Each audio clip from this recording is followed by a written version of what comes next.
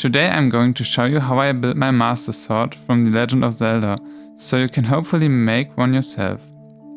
Here are the things you will need: a template, foam board, a pen, a crafting knife, glue, a metal rod, I used one for curtains, a garden rod made of plastic, warbler, acrylic joint sealant, a compass, gesso, blue acrylic paint, metallic paint and a toothpick.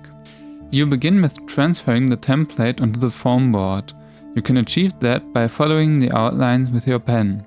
You will need to do this a bit carefully because you will need two of the foam board swords.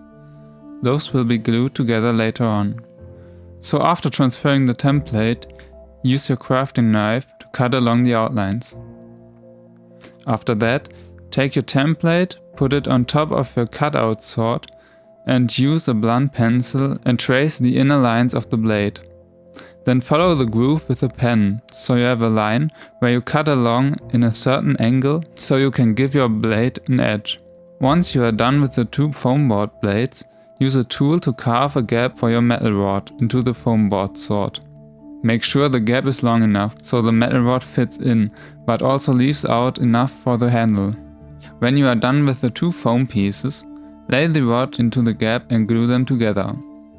Next, use your blunt pencil and trace the ornament pieces and transfer them onto a new piece of foam board.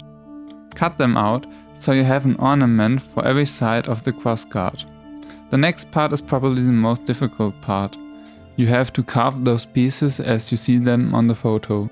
It might be a bit frustrating, but if you cut carefully, everything is going to be fine. Little mistakes can be patched with the acrylic joint sealant later. Next up, we will use some warbler. Roughly cut the warbler in the shape of your sword. You will need to do this 2 times. Then use the heat gun and press the first warbler piece on the one side of your blade. Once you are done, refine the edges and go on with the other side.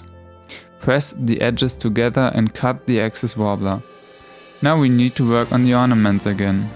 Take your template and transfer the ornaments onto your warbler. Cut them out and stick them on your sword with the heat gun. Then we move on with the handle ornaments. Take the remaining foam board and cut out circles. Use the diameter and length of the widest part of the handle and cut 5 circles. Use the diameter length of the widest part of the handle and cut out 5 circles. Then use the diameter of the smaller parts of the bottom and the top and cut out smaller circles. Use a toothpick and glue the circles together so you can carve that piece. Do the same with the end piece.